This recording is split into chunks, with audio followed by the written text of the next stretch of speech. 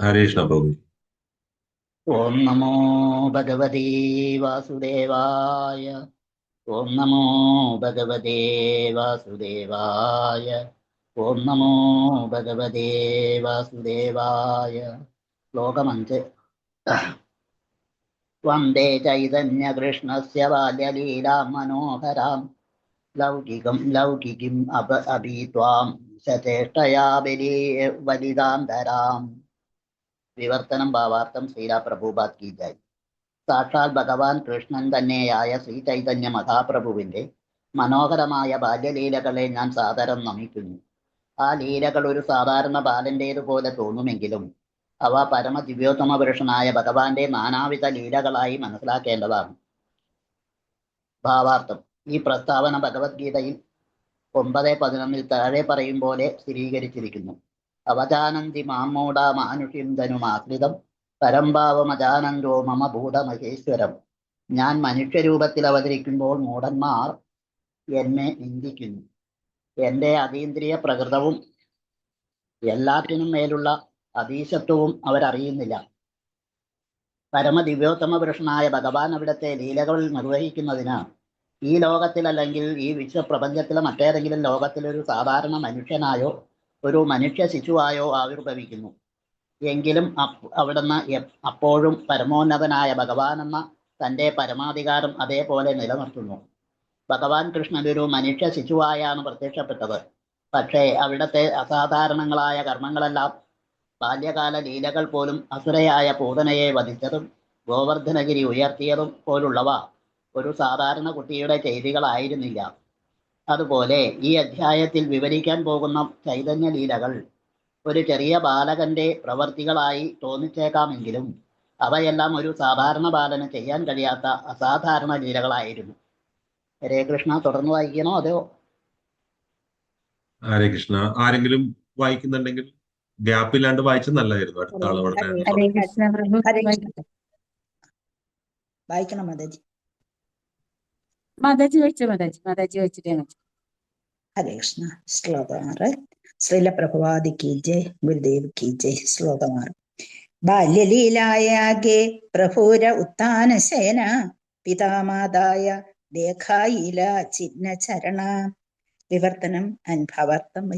ശ്രീല പ്രഭുവാദി കി ജയ്. വിവർത്തനം. തന്റെ ആദ്യത്തെ ബാലലീലയിൽ മഹാപ്രഭു കിടക്കയിൽ കമിഴ്ന്ന് ശയിക്കുമ്പോൾ തന്റെ പാദകമലങ്ങളിലെ ചിഹ്നങ്ങൾ മാതാപിതാക്കളെ കാണിക്കുകയുണ്ടായി. ഭാവാർത്ഥം. ശ്രീല പ്രഭുവാദി കി ജയ്. ഉത്താന എന്ന വാക്കിനെ മുഖം ഉയർത്തി കിടക്കയിൽ ശയിക്കുക എന്നും കിടക്കയിൽ നീണ്ടു നിവർന്ന് കിടക്കുക എന്നും അർത്ഥമുണ്ട്. ചില വായനകളിൽ ഉത്താന എന്ന പദത്തിന് നിൽക്കുക എന്നും അർത്ഥം വരും. തന്റെ ബാല്യലീലകളിൽ മഹാപ്രഭു ചുമരിൽ പിടിച്ച് എഴുന്നേറ്റ് നിൽക്കാൻ ശ്രമിച്ചു. എന്നാൽ ഒരു സാധാരണ കുട്ടി താഴെ വീഴുന്നത് പോലെ അവിടുന്ന് നിലത്ത് വീഴുകയും പിന്നീട് തന്റെ കിടക്കയിൽ ശയിക്കുകയും ചെയ്തു. ഹരേ കൃഷ്ണ. ഹരേ കൃഷ്ണ മതി. ഹരേ കൃഷ്ണ. ഹരേ കൃഷ്ണ. ഹരേ കൃഷ്ണ മാതാജി. ശ്ലോകം 7. ഗൃഹ്യേ ദ്വിജന ദേഖി ലഘുപദ ചിഹ്ന താഹേ ശോഭേ ധ്വജവ്രജ ശംഖ ചക്രമീന. വിവർത്തനം. മഹാപ്രഭു നടക്കാൻ ശ്രമിച്ചപ്പോൾ അവിടുത്തെ ചെറിയ കാൽപ്പാടുകളിൽ വിഷ്ണു ഭഗവാന്റെ വിശേഷാൽ ചിഹ്നങ്ങളായ കൊടി, മിന്നൽ, പിണർ, ശംഖ്, ചക്രം, മത്സ്യം എന്നിവ ദൃശ്യമായി. ഒരു ശ്ലോകം കൂടെ വായിക്കണം പ്രഭു. ഹരേ കൃഷ്ണ. ഹരേ കൃഷ്ണ. വായിച്ചോളൂ. ശ്ലോകം 8. ദഖിയാദ്വൻഘാര ചിത്തെ ജന്മീല വിസ്മയ കാരപദ ചിഹ്ന ഖരേന പായ നിശ്ചയ. വിവർത്തനം. ഈ അടയാളങ്ങളെല്ലാം കണ്ടിട്ട് മാതാപിതാക്കൾക്ക് അവ ആരുടെ പാദമുദ്രകളാണെന്ന് മനസ്സിലാക്കാൻ കഴിഞ്ഞിരുന്നില്ല. അപ്രകാരം അത്ഭുത സ്തബ്ധരായ അവർക്ക് ആ പാദമുദ്രകൾ എങ്ങനെയാണ് തങ്ങളുടെ ഗൃഹത്തിൽ വന്നതെന്നും അറിയാൻ കഴിഞ്ഞിരുന്നില്ല. ഹരേ കൃഷ്ണ. ശ്ലോകം 9. മിശ്ര കഹേ ബാല ഗോപാല ആചേ ശീലാ സംഗേ തേൻഹോൻ മൂർത്തി ഹനാ ഘരേ കേലേ ജാനി രംഗേ. വിവർത്തനം. ജഗന്നാഥ മിശ്രൻ പറഞ്ഞു, തീർച്ചയായും ബാലഗോപാലൻ സാളഗ്രാമശിലയോടൊപ്പമുണ്ട്. അവിടുന്ന് തന്റെ ബാല്യകാല രൂപമെടുത്ത മുറിയിൽ കളിച്ചുകൊണ്ടിരിക്കുകയാണ്. ഭാവാർത്ഥം. തടിയിൽ നിന്നോ ശിലയിൽ നിന്നോ അല്ലെങ്കിൽ മറ്റേതെങ്കിലും നിന്നോ കൊത്തിയെടുക്കുന്ന വിഗ്രഹത്തിൽ പരമദിവ്യോത്തമ പുരുഷനായ ഭഗവാൻ കുടികൊള്ളുന്നുണ്ടെന്ന് മനസ്സിലാക്കണം. എല്ലാ ഭൗതിക ഘടകങ്ങളും ഭഗവാന്റെ ശക്തിയുടെ വിസ്തരണങ്ങളാണെന്ന് യുക്തിപരമായി പോലും നമുക്ക് മനസ്സിലാക്കാം. ഭഗവാന്റെ ശക്തിവിശേഷം അവിടുത്തെ തിരുമേനിയിൽ നിന്ന് വ്യത്യസ്തമല്ലാത്തതിനാൽ അവിടുന്ന് എല്ലായ്പ്പോഴും തന്റെ ശക്തിയിൽ സന്നിഹിതനാണ്. ഒരു ഭക്തൻ ഉത്കടമായി ആഗ്രഹിക്കുമ്പോൾ അവിടുന്ന് സ്വയം പ്രകടമാക്കുകയും ചെയ്യുന്നു. ഭഗവാൻ പരമോന്നത ശക്തനാകയാൽ തന്റെ ശക്തിയാൽ സ്വയം പ്രകടമാക്കാൻ അവിടുത്തേക്ക് കഴിയുമെന്നതും യുക്തിസഹമാണ്. വിഗ്രഹാരാധന അഥവാ സാളഗ്രാമ ആരാധന വെറുമൊരു നിർജീവമായ ആരാധനയല്ല. ഒരു പരിശുദ്ധ ഭക്തന്റെ ഭവനത്തിലുള്ള ഭഗവത് വിഗ്രഹത്തിന് സാക്ഷാൽ ഭഗവാനായി തന്നെ പ്രവർത്തിക്കാൻ കഴിയും. ഹരേ കൃഷ്ണ. ഹരേ കൃഷ്ണ. ഹരേ കൃഷ്ണ. സേയി ക്ഷേണേ ജാഗി നിമായി കാരേയെ ക്രന്ദന അങ്കേലന ശചിതാന്റെ പിയായിലാസ്തന. വിവർത്തനം ബൈ ശിലപ്രഭാത്. ജയ് ശിലപ്രഭാത്. ശചി മാതാവും ജഗന്നാഥ മിശ്രനും ഇപ്രകാരം സംസാരിക്കുന്നതിനിടയിൽ ശിശുവായ നിമായി ഉണർന്ന് കരയാൻ തുടങ്ങുകയും ശചി മാതാവ് കുട്ടിയെ എടുത്ത് മടിയിലിരുത്തി മുലപ്പാൽ നൽകുകയും ചെയ്തു. സ്തന പിയായി ദേ പുത്രേരാ ചരണ ദേഖില സേയി ചിന്ന പായെ ദേഖി മിശ്രേ ബോലായില. വിവർത്തനം ബൈ ശിലപ്രഭാത്. ജയ് ശിലപ്രഭാത്. ശചി മാതാവ് തന്റെ പുത്രനെ മുലയൂട്ടുന്നതിനിടയിൽ തറയിൽ കണ്ട എല്ലാ അടയാളങ്ങളും ശിശുവിന്റെ ചരണങ്ങളിലും ഉള്ളതായി കണ്ടു. ഉടൻ തന്നെ അവർ ജഗന്നാഥ മിശ്രയെ വിളിച്ചു. ദേഖിയ മിശ്രേരഹയില ആനന്ദിത മതി ഗുപ്തേ ബോലായില നീലാംബര ചക്രവർത്തി. വിവർത്തനം ബൈ ശിലപ്രഭാത്. ജയ് ശിലപ്രഭാത്. പുത്രന്റെ കാൽപാദത്തിനടിയിലെ അത്ഭുത ചിഹ്നങ്ങൾ കണ്ട് ആനന്ദിതനായ ജഗന്നാഥ മിശ്രൻ രഹസ്യമായി നീലാംബര ചക്രവർത്തിയെ വിളിച്ചു. ഹരേ കൃഷ്ണ.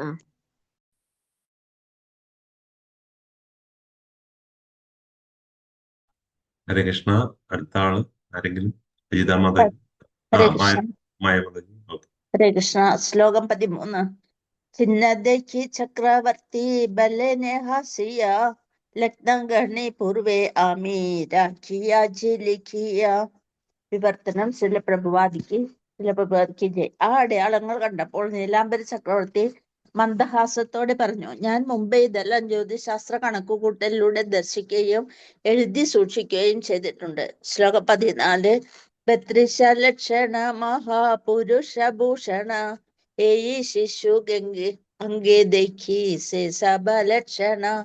വിവർത്തനം ശിലപ്രഭാതിക്ക് ജയ്. ഒരു മഹാപുരുഷന്റെ ശരീരത്തിന് ഭൂഷണമാകുന്ന 32 ലക്ഷണങ്ങൾ ഞാൻ ഈ ശിശുവിന്റെ ശരീരത്തിൽ കാണുന്നു. ഹരേ കൃഷ്ണ. ഹരേ കൃഷ്ണ. ഹരേ കൃഷ്ണ.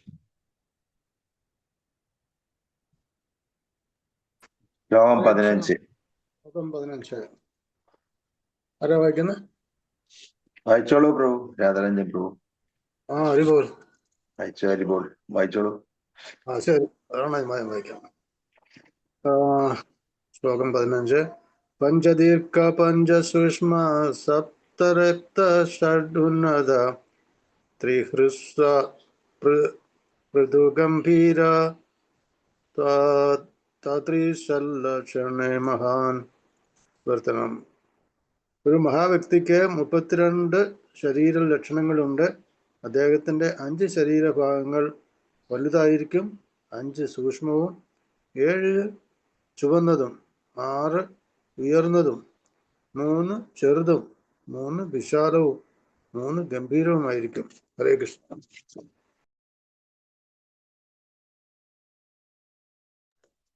ഭാവാർത്ഥം വായിക്കണം അല്ലേ? ഭാവാർത്ഥം ശിലപ്രഭാത്. നാസിക, ഭുജങ്ങൾ, താടി, കണ്ണുകൾ, മുട്ടുകൾ എന്നിവയാണ് 5 വലിയ ഭാഗങ്ങൾ.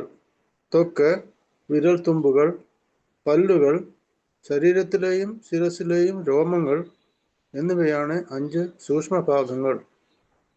കണ്ണുകൾ, കാലടികൾ, കൈപ്പടങ്ങൾ, അണ്ണാക്ക്, നഖങ്ങൾ, മേൽച്ചുണ്ട്, കീഴ്ച്ചുണ്ട് ഇവയാണ് 5 ചുമന്ന ഭാഗങ്ങൾ.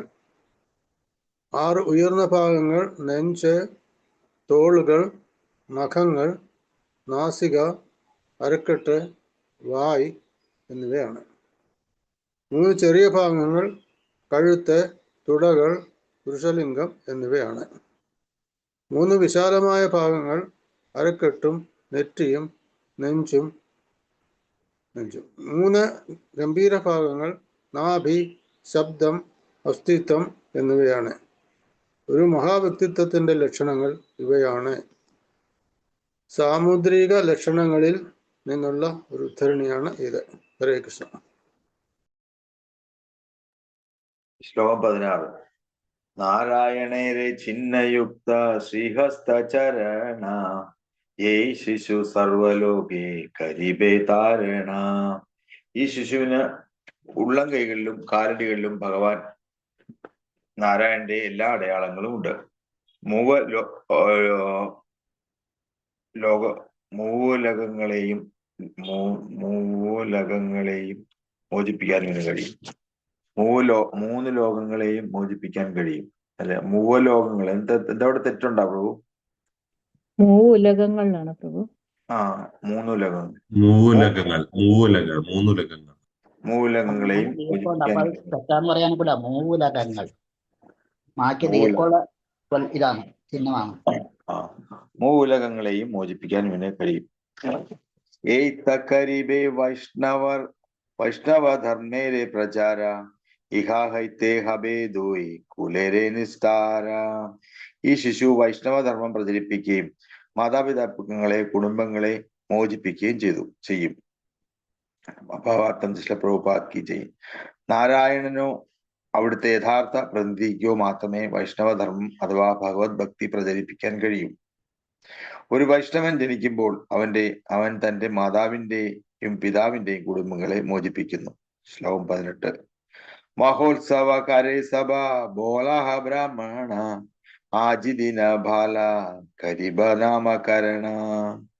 നാമകരണ ചടങ്ങ് നടത്താൻ ഞാൻ നിർദ്ദേശിക്കുന്നു. നമുക്ക് എല്ലാ ബ്രാഹ്മണരെയും ക്ഷണിച്ച് ഒരു മഹോത്സവം ആഘോഷിക്കാം. എന്തുകൊണ്ടെന്നാൽ ഇന്ന് ശുഭകരമായ ഒരു ദിവസമാണ്. ഭാവാർത്ഥം ശ്രീല പ്രഭുപാദ് കി ജയ്. നാരായണനോടും ബ്രാഹ്മണനോടും അനുബന്ധിച്ച് ഉത്സവം ആചരിക്കുന്നത് വൈദിക ചടങ്ങാണ്. ദശവിധ സംസ്കാരം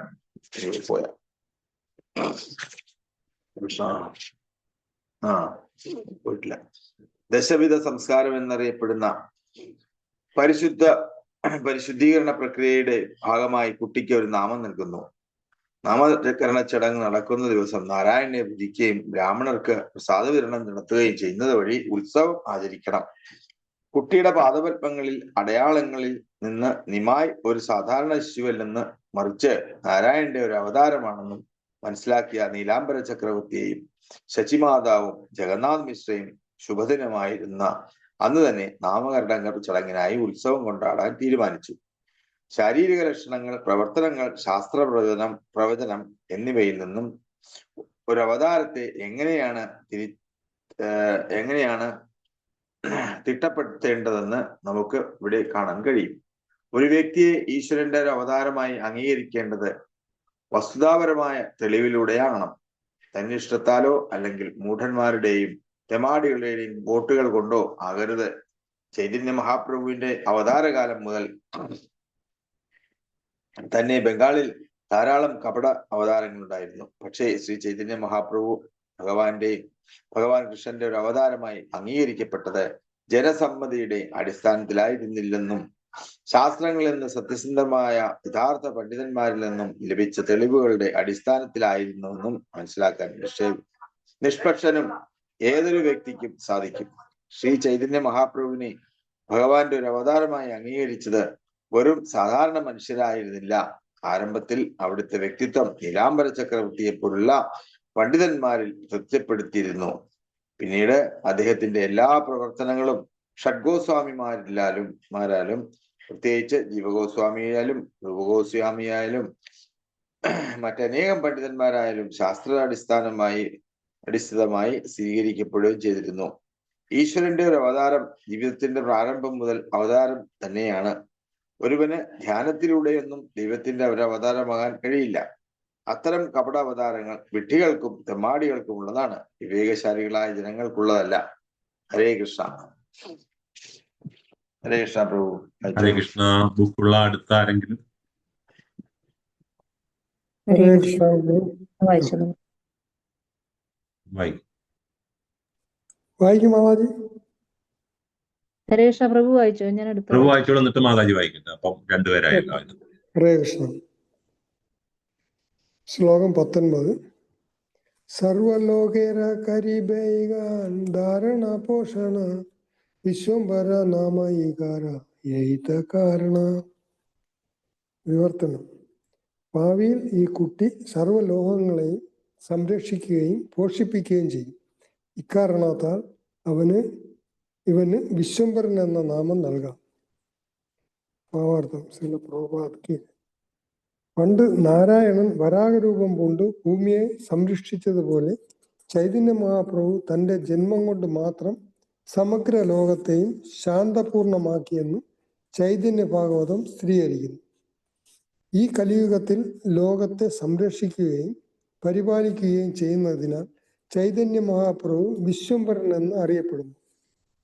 500 വർഷങ്ങൾക്ക് മുൻപ് ശ്രീ ചൈതന്യ മഹാപ്രഭു സന്നിഹിതനായി ഇരുന്നപ്പോൾ ആരംഭം കുറിച്ച പ്രസ്ഥാനം ഇപ്പോൾ ലോകം മുഴുവൻ വീണ്ടും പ്രചരിച്ചുകൊണ്ടിരിക്കുന്നു. ഞങ്ങൾ അതിന്റെ പ്രായോഗിക ഫലങ്ങൾ കാണുന്നുമുണ്ട്. ഈ ഹരേകൃഷ്ണ പ്രസ്ഥാനത്തിൽ ജനങ്ങൾ സംരക്ഷിക്കപ്പെടുകയും പരിപാലിക്കപ്പെടുകയും ചെയ്യുന്നു.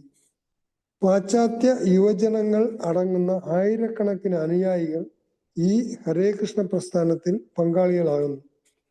അവർ എത്രത്തോളം സുരക്ഷയും സന്തോഷവും അനുഭവിക്കുന്നുണ്ടെന്ന് അവരയക്കുന്ന ആയിരക്കണക്കിന് കത്തുകളിലെ കൃതജ്ഞതാ പ്രകടനങ്ങളിൽ നിന്ന് മനസ്സിലാക്കാൻ കഴിയും.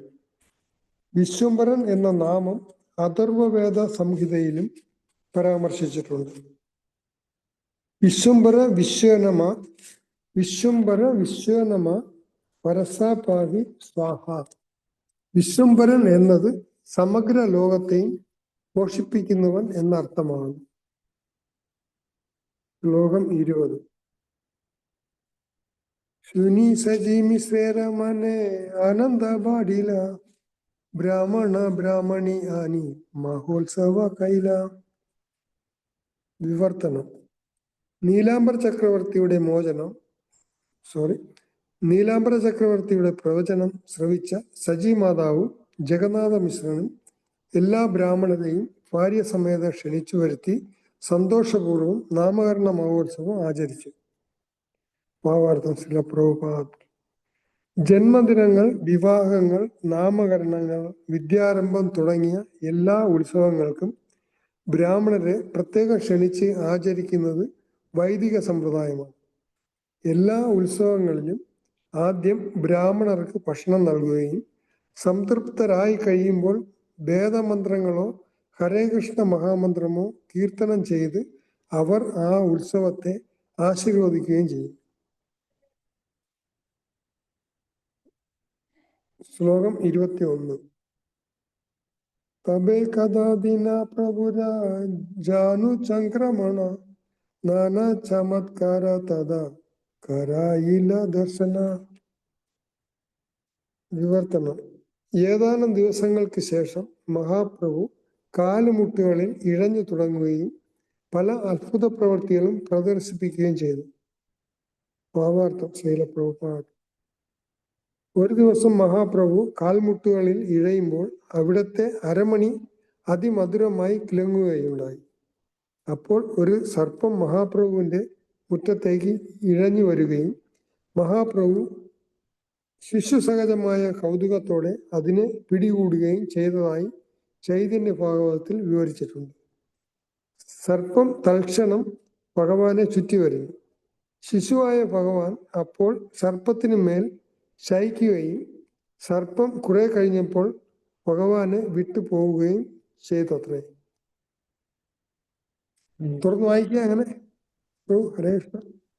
ഹരേ കൃഷ്ണ. അതിനകത്ത് ഒരു കമന്റ് ഉണ്ട്. 2020 ഗോപാൽ പ്രഭു ചാറ്റിൽ ഇട്ടിട്ടുണ്ട്. ആ എല്ലാ ഉത്സവങ്ങളും ആദ്യം ബ്രാഹ്മണർക്ക് ഭക്ഷണം നൽകുക എന്നുള്ളത് ഭോജനം എന്നാക്കണം.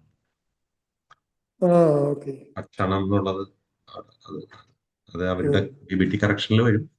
ഏതാ പ്രഭു? 20ന്റെ ഭാവാർത്ഥത്തില് ഭക്ഷണം നൽകുകയും എന്നുള്ളത് ഭോജനം എന്നാണ്.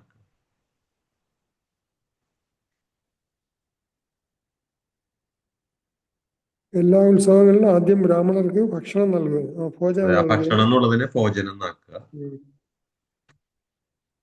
പിന്നെ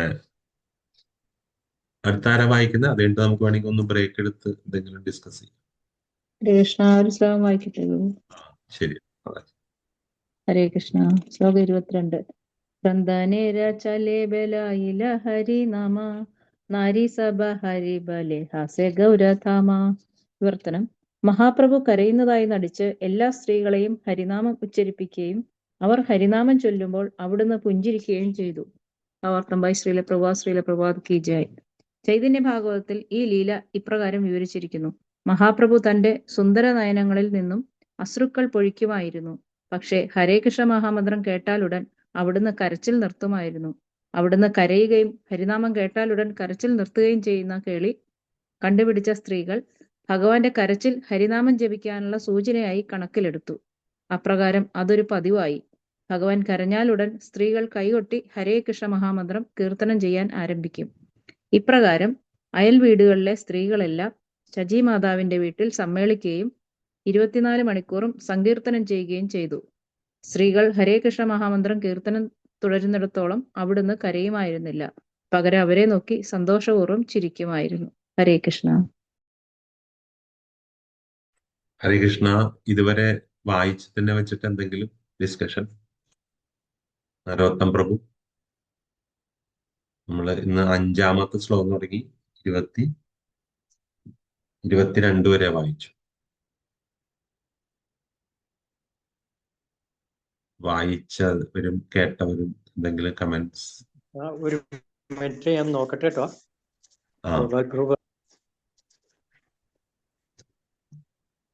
ഗോപാൽ ഉണ്ട്, ലിസണിങ്ങിലാണെന്ന് മാത്രം.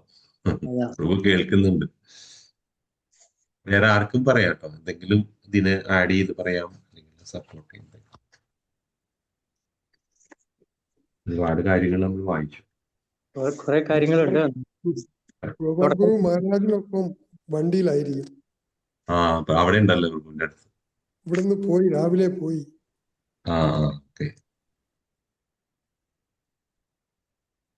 ഹരേ കൃഷ്ണ.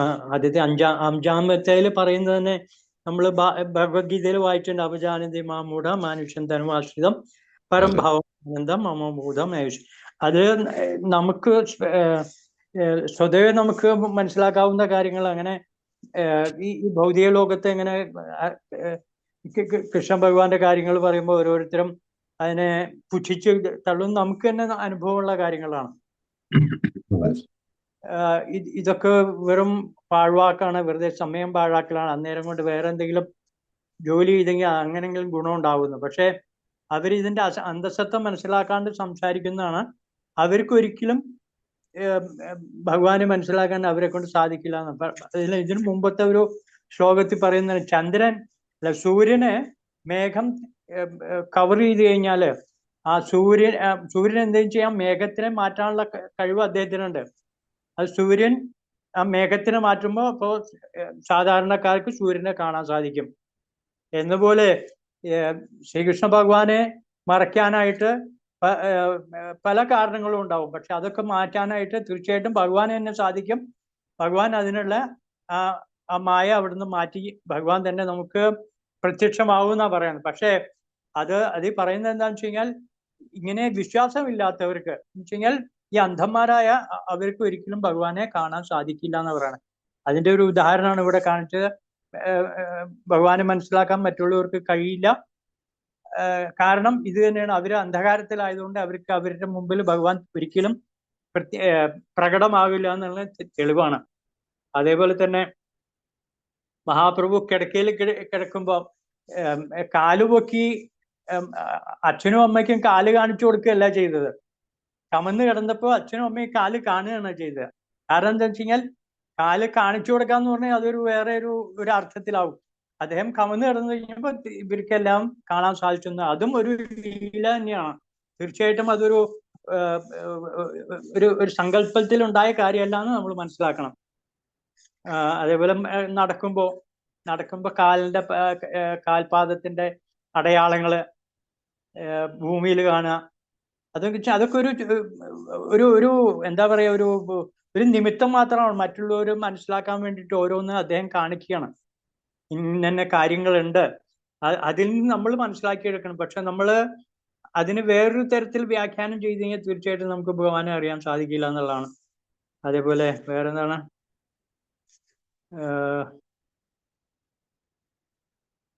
ഹരേ കൃഷ്ണ, ഒരു മിനിറ്റ്.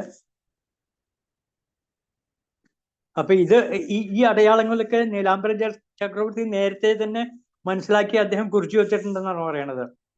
അപ്പൊ അങ്ങനെയുള്ള ആധ്യാത്മിക ആചാര്യന്മാർ ആ കാലഘട്ടത്തിൽ ഉണ്ടായിരുന്നെന്ന് വെച്ച് കഴിഞ്ഞാൽ നമ്മൾ ഇപ്പൊ കാണുന്ന പോലെയുള്ള എന്താണ് ജ്യോത്സ്യന്മാരായിരുന്നില്ല അവര് പറയുന്നത് തീർച്ചയായിട്ടും അത് സത്യാവസ്ഥയാണ്. അവർക്ക് അത് മനസ്സിലാക്കി അവർ കാൽക്കുലേറ്റ് ചെയ്തെടുക്കുകയാണ്.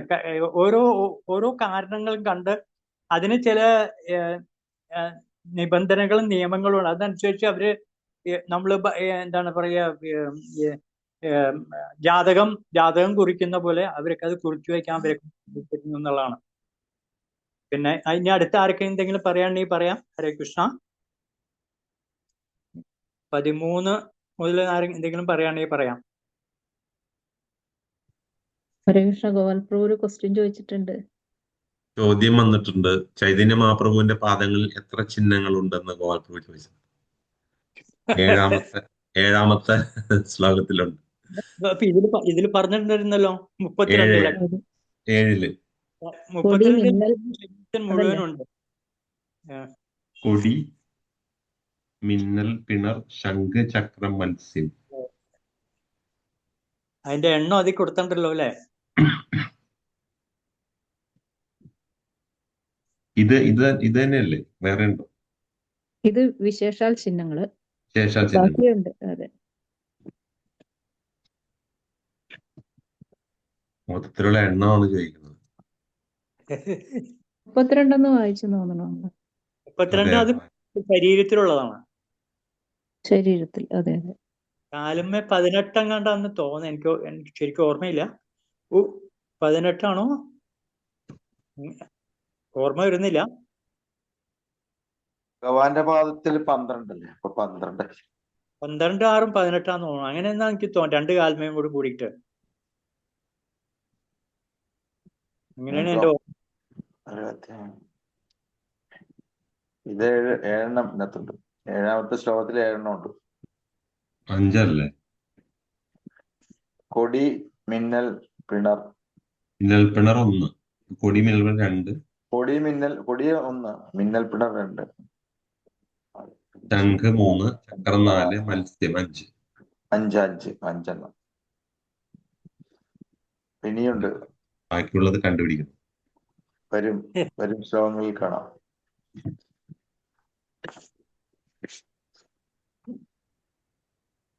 ഏതാ? അവിടെ ആൻസർ വന്നിട്ടുണ്ട്. കൃഷ്ണന് ആൻസർ ക്ലൂ.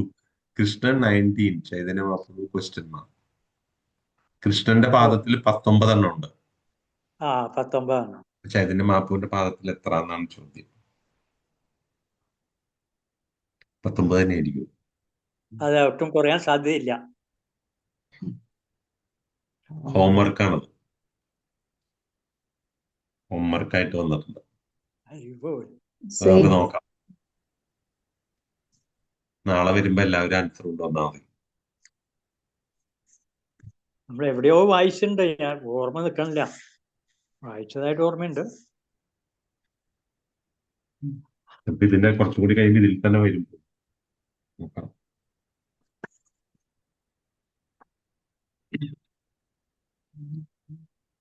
ഭഗവാൻ കൃഷ്ണൻ തന്നെയല്ലേ ചൈതന്യ മഹാപ്രഭു? അപ്പൊ സെയിം ഒക്കെ ആയിരിക്കും അല്ലെ? തന്നെ ആയിരിക്കും എന്നുള്ള ഒരു ഇതിലാണ്.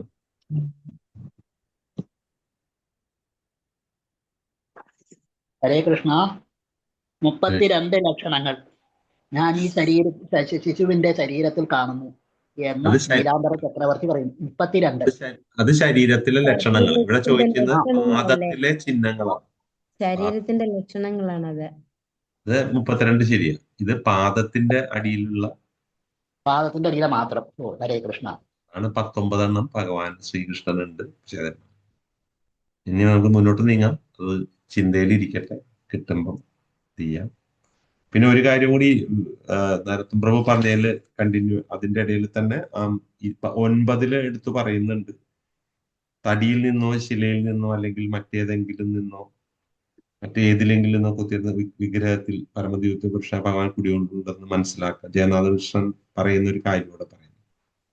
ബാലഗോപാലൻ തീർച്ചയായും സാളഗ്രാം ശിലയോടൊപ്പം ഉണ്ട്. പക്ഷെ അവിടുന്ന് തന്റെ ബാല്യകാല രൂപപ്പെടുത്തി മുറിയിൽ കളിച്ചുകൊണ്ടിരിക്കുകയാണ് അദ്ദേഹം പറയും. അതൊരു എന്താ അല്ലേ, എന്തൊരു മുഹൂർത്തമാണ് അത് കിട്ടിയത്. ജഗന്നാഥ് കൃഷ്ണ മിശ്ര പ്രഭു എന്റെ ജഗന്നാഥ് മിശ്ര വിചാരിക്കുന്നത് ജഗന്നാഥ് മിശ്ര വിചാരിക്കുന്നത് വന്ന് അവർ സാളഗ്രാം ശിലയാണ് ഈ ഇതൊക്കെ നടത്തുന്നതെന്നാണ്. ചൈതന്യ മഹാപ്രഭു ആണെന്ന് വിശ്വസിക്കാൻ അവർക്ക് സാധിക്കുന്നില്ല. അതെ അതെ.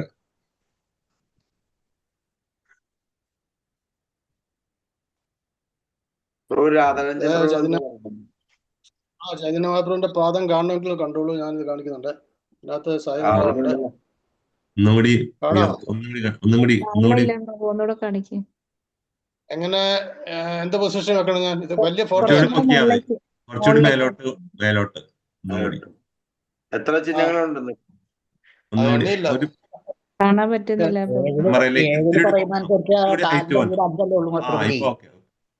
പ്രഭുജി 7 ചിഹ്നം ഇതനുസരിച്ചാണ് 5 ഓടുന്നുള്ളൂ. ഒരു ഫോട്ടോ എടുത്തിട്ടാ മതി പ്രഭു ഗ്രൂപ്പില്, അതാണ് നല്ലത്. ഇപ്പൊ മുഴുവൻ കിട്ടുന്നില്ല. ഇപ്പൊ ഫോക്കസ് ആയി. മുകളിലേക്ക് പോകണം. പ്രഭു താഴത്തേക്ക്. പ്രഭു അങ്ങ് പോയി. പ്രഭു ഫോട്ടോ എടുത്തിടണേ നല്ലത്. ഇത് ഓടിക്കൊണ്ടിരിക്കണം.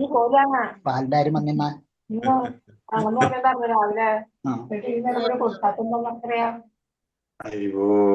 ആരോ മ്യൂട്ട് ചെയ്യാൻ പറ.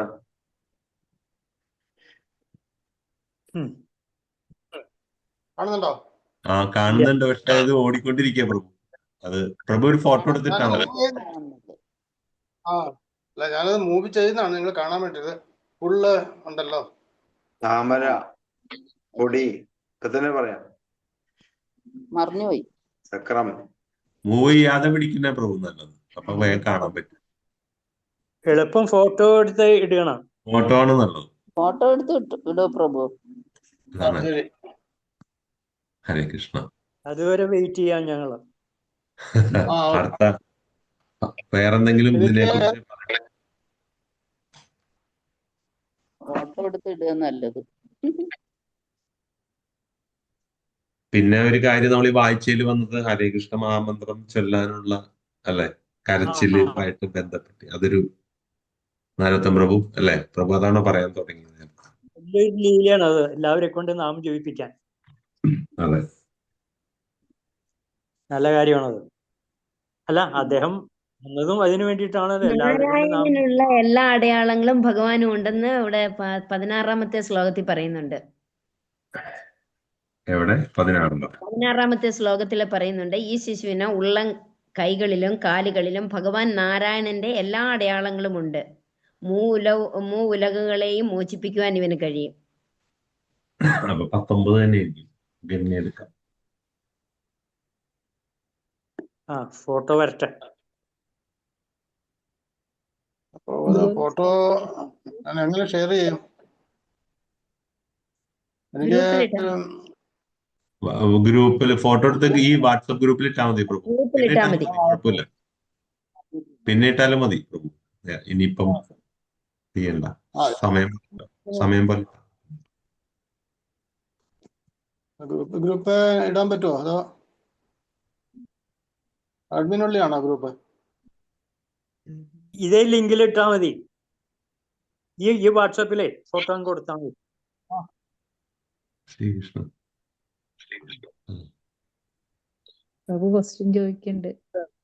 ചൈതന്യ മഹാപ്രഭു ആരാണെന്ന് ക്ലൂ ഭഗവാൻ. കൃഷ്ണൻ രാധയുടെയും കൃഷ്ണന്റെയും ഭാവം. അപ്പൊ ഇനി അടയാളങ്ങൾ കൂടുവോ? അതെ, രാധാകൃഷ്ണ സ്വരൂപം. രാധാറാണിയുടെ ഭാവത്തിൽ ഭഗവാൻ. എന്നാലും ഭഗവാൻ തന്നെയല്ലേ? അപ്പൊ അതെ, ഭഗവാൻ തന്നെ. ഭഗവാൻ തന്നെയാണല്ലോ. ഭഗവാന്റെ ഭാവം കാലിലുള്ള അത്രയും അടയാളം ചൈതന്യ മഹാപ്രഭുവിനും കാണും. ഭാവമല്ലേ ഉള്ളൂ രാധാറാണിയുടെ.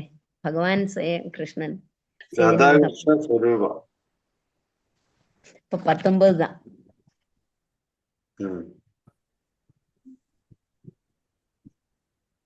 രാധേ.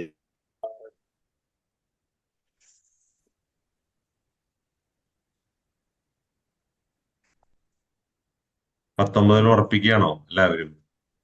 അത് അവിടെ നിൽക്കട്ടെ, നമുക്ക് മുന്നോട്ട് പോവാം അല്ലേ? ഹോംവർക്കാണല്ലോ, നാളെ ഒരു ദിവസം സമയമുണ്ട് നമുക്ക്. ഗ്രൂപ്പിലിട്ടുണ്ട് കേട്ടോ, ഗ്രൂപ്പിൽ പോസ്റ്റ് ചെയ്തിട്ടുണ്ട്, അതെ, കാണാം.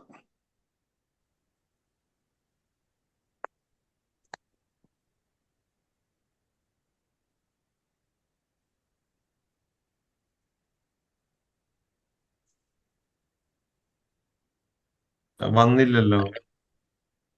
ഗ്രൂപ്പിൽ വന്നിട്ടില്ലല്ലോ. പെട്ടതേ ഉള്ളൂ. വന്നു. ഇപ്പൊ വന്നു വന്നിട്ടുണ്ട്.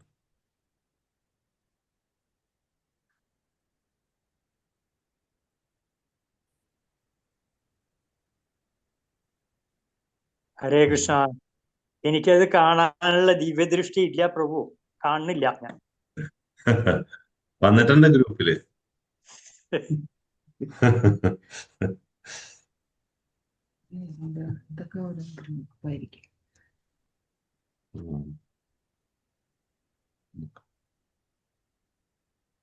താമരയുണ്ട്, കൊടയുണ്ട്, ഓട്ടിയുണ്ട്.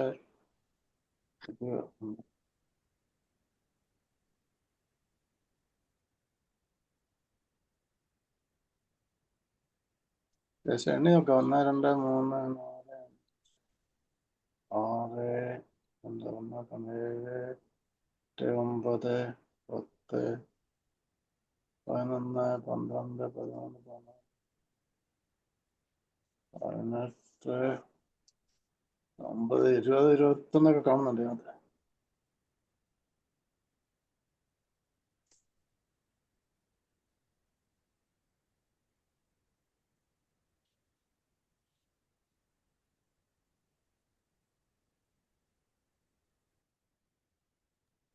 ഇപ്പൊ 24 ചിഹ്നങ്ങളായിരിക്കും.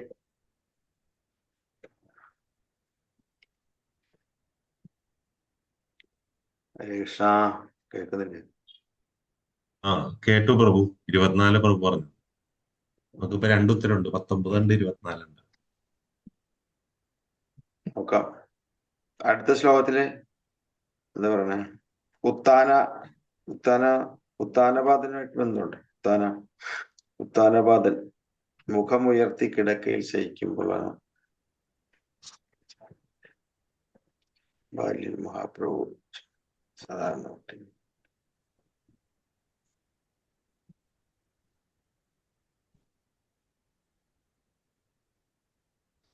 വേറെന്തെങ്കിലും വായിച്ചു? ശ്ലോകത്തില് പറയുന്നുണ്ടല്ലോ, ഒരു വൈഷ്ണവൻ ഒരു കുടുംബത്തിലുണ്ടെങ്കിൽ ആ കുടുംബത്തില് അവന്റെ മാതാവും പിതാവിനെയും കുടുംബങ്ങളെയും മോചിപ്പിക്കുന്നു എന്ന് പറഞ്ഞിട്ടുണ്ട്. എവിടെ മാതാജി? 17-ാമത്തെ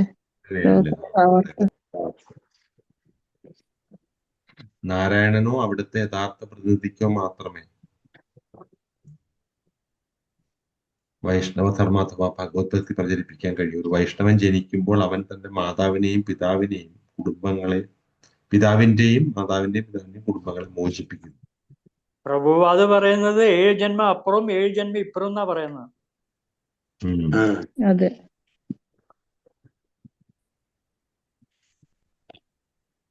അപ്പൊ അങ്ങനെ രക്ഷപ്പെട്ടതായിരിക്കും നമ്മളൊക്കെ. ആരെങ്കിലും ഭക്തനുണ്ടായിരുന്നിരിക്കും. അതെ.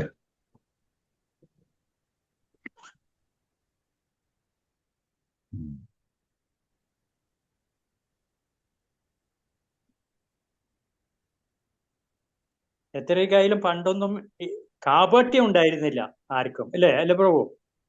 കാപട്യം ഇല്ലാത്ത ഉണ്ടാവുമ്പോ തന്നെ ആ അതെ ഇതെല്ലാം താനേ വരും. അതെ.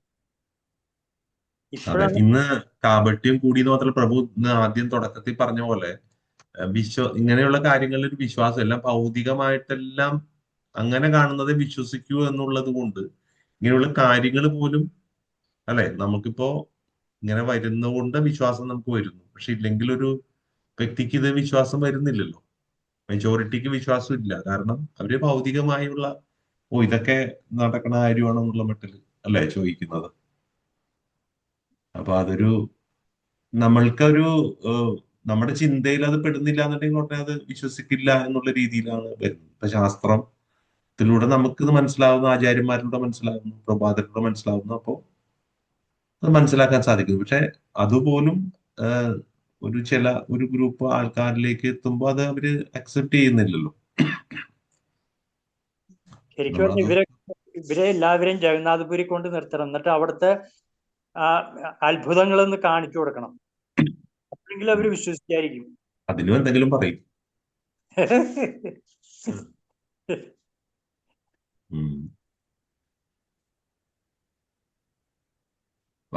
എനിക്കൊരു കാര്യം ഓർമ്മയുണ്ട്, ഇതുമായിട്ട് ബന്ധപ്പെട്ടതല്ല, ജസ്റ്റ് ഒരു വിശ്വാസത്തിന്റെ ഇത് പറഞ്ഞപ്പോ പറയാം. ഈ സ്കൂളിൽ പഠിക്കുന്ന സമയത്ത് ഈ ഫോണൊക്കെ അന്ന് ഈ ഡയലുള്ള ഫോണാ ഉള്ളത്. ഇങ്ങനെ അറിയാലോ, ഡയല് ബട്ടൺ ഒന്നുമില്ല, സാധാരണ ഇങ്ങനെ അടി, അതെ, ഇങ്ങനെ കറക്കണം.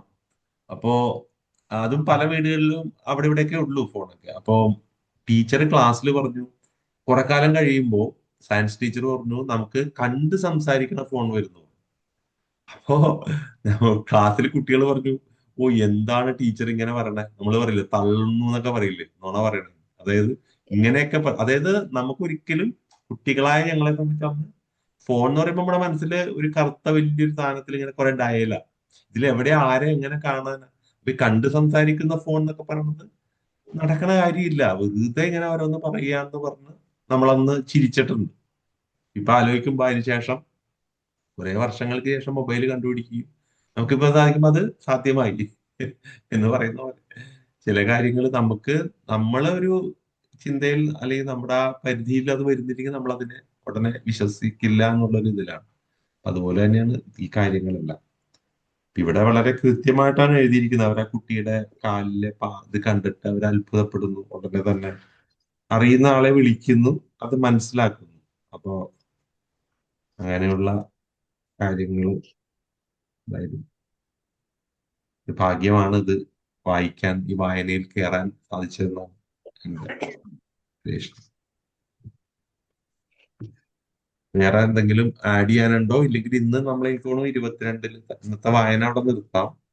35 വേറെ പേര് കിട്ടിയതിന്റെ കാര്യം പറഞ്ഞു. വിശ്വംഭരൻ. അതെ അതെ, വിശ്വംഭരൻ സർവ ലോകങ്ങളെയും സംരക്ഷിക്കുകയും പോഷിപ്പിക്കുകയും ചെയ്തു. അതുകൊണ്ട് കുട്ടിക്കാലത്തെ പേര് വിശ്വംഭരൻ എന്നായിരുന്നു. അതെ, മുന്നേ നമ്മളത് എവിടെയോ വന്നിട്ടുണ്ടല്ലോ.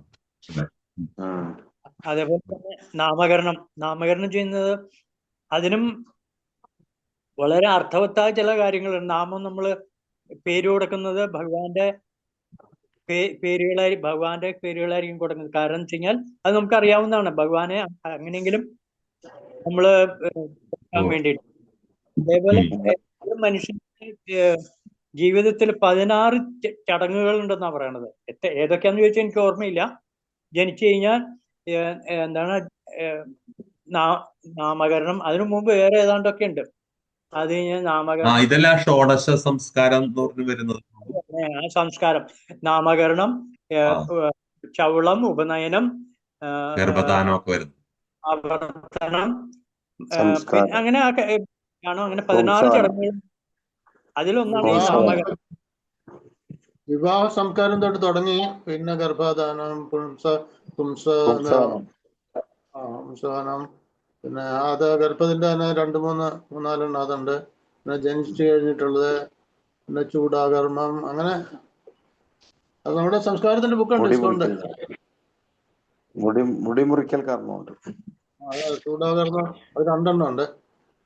പിന്നെ ആദ്യമായിട്ട് പുറത്തിറങ്ങുന്നതിന് കർമ്മം, പിന്നെ നാമകരണം, പിന്നെ അന്നപ്രസാസം, പിന്നെ വിദ്യാരംഭം, പിന്നെ ഉപനയനം, എന്നൊക്കെ. വിവാഹം, പിന്നെ വിവാഹം, പിന്നെ അന്ത്യേഷ്ടി വരെ, ലാസ്റ്റ് വരെയുള്ള കർമ്മം. എനിക്ക്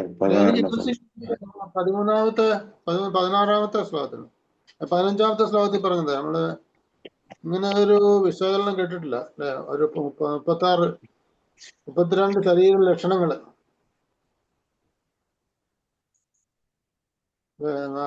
പഞ്ചദീർഘ, പഞ്ച സൂക്ഷ്മ, സപ്ത രക്ത, ഷഡ് ഉന്നത, സ്ത്രീ ഹ്രസ്വ, ഋതു ഗംഭീര. ഇത് തുറന്നിട്ടിട്ട് അതാണ് എല്ലാം കേറി ഇങ്ങോട്ട്.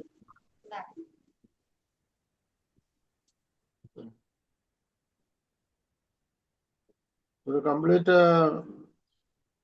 സ്റ്റഡിയാണ് ശരീരത്തിന്റെ.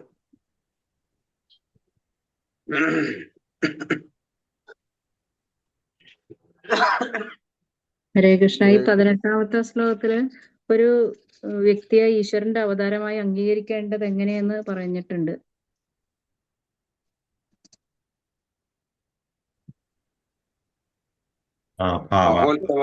മഹോത്സവ കരസഭ ബോലഹോ ബ്രാഹ്മണ ആജിദിന ബാല ഗരീബ നാമകരണം.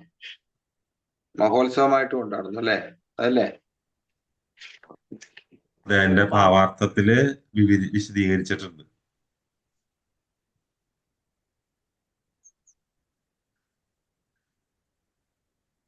ഒരു വ്യക്തിയെ ഈശ്വരന്റെ അവതാരമായി അംഗീകരിക്കേണ്ടത് വസ്തുപരമായ തെളിവിലൂടെയാണ്. അതല്ലേ മാതാജി ഉദ്ദേശിച്ചത്?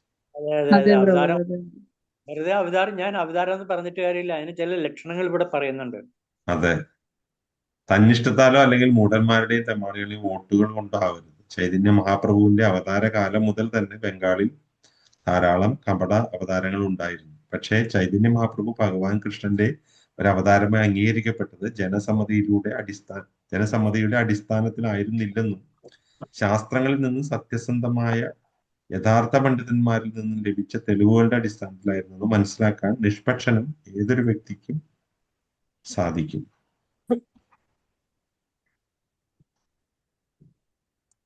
ആരംഭത്തിൽ അവിടുത്തെ വ്യക്തിത്വം നീലാംബര ചക്രവർത്തിയെ പോലുള്ള പണ്ഡിതന്മാരാൽ തീർച്ചപ്പെടുത്തിയിരുന്നു. അതെ, പിന്നീട് അദ്ദേഹത്തിന്റെ എല്ലാ പ്രവർത്തനങ്ങളും ഷഡ്ഗോസ്വാമിമാരാലും, പ്രത്യേകിച്ചും ജീവഗോസ്വാമിയാലും രൂപഗോസ്വാമിയാലും മറ്റനേകം പണ്ഡിതന്മാരാലും ശാസ്ത്രാടിസ്ഥിതമായി സ്ഥിരീകരിക്കപ്പെടുകയും ചെയ്തു. ഈശ്വരന്റെ ഒരു അവതാരം ജീവിതത്തിന്റെ പ്രാരംഭം തന്നെയാണ്.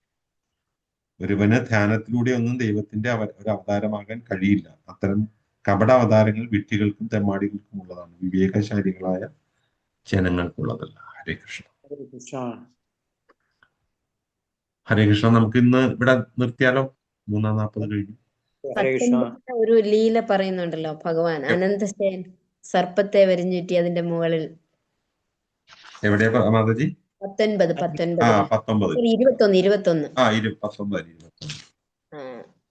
ഒരു സർപ്പത്തിന്റെ മുകളിൽ ശയിക്കുകയും അതെ, ആ സർപ്പം വിട്ടു പോവുകയും ചെയ്ത ഒരു ലീല. എന്നെ പിടികൂടുകയും ചെയ്തതായിട്ട് ചൈതന്യ ഭാഗവത്തിൽ സർപ്പം തൽക്ഷണം ഭഗവാനെ ചുറ്റി വരിഞ്ഞു.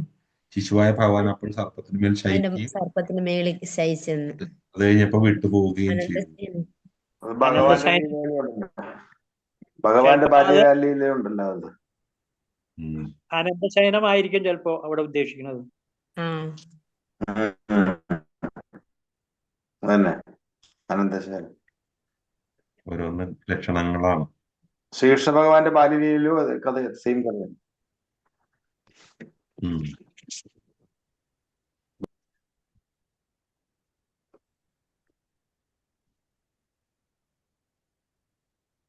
നിർത്തട്ടെ ഇന്നത്തെ. എത്ര വരെ വായിച്ചു പ്രഭു? 22 വരെ വായിച്ചു. നാളെ അല്ലെ 22 വരെ കഴിഞ്ഞു. നാളെ നമുക്ക് പ്രഭുവിനോട് ഇതെല്ലാം തന്നെ വീണ്ടും ചോദിക്കാം. പിന്നെ നമുക്ക് ഹോംവർക്കിന്റെ ഉത്തരവായിട്ട് നമുക്ക് ചോദിക്കാം. ഹരേ കൃഷ്ണ. Thank you. ഹരേ കൃഷ്ണ. വാഞ്ചാ കൽപതരൂപശ്ച കൃപാ സിന്ധുഭ്യേവ ച പതിതാനാം പാവനേഭ്യോ वैष्णवेभ्यो नमो नमः। अनंत कोटि वैष्णव भक्तवृंद की जय। श्रील प्रभुपाद की जय। गुरुदेव की जय। निताय गौर प्रेमानंदे। हरि हरि बोल। Hare Krishna. Thank you all. എല്ലാവർക്കും പ്രണാമം. ഹരേ प्रणाम। हरे कृष्णा। ഹരേ കൃഷ്ണ.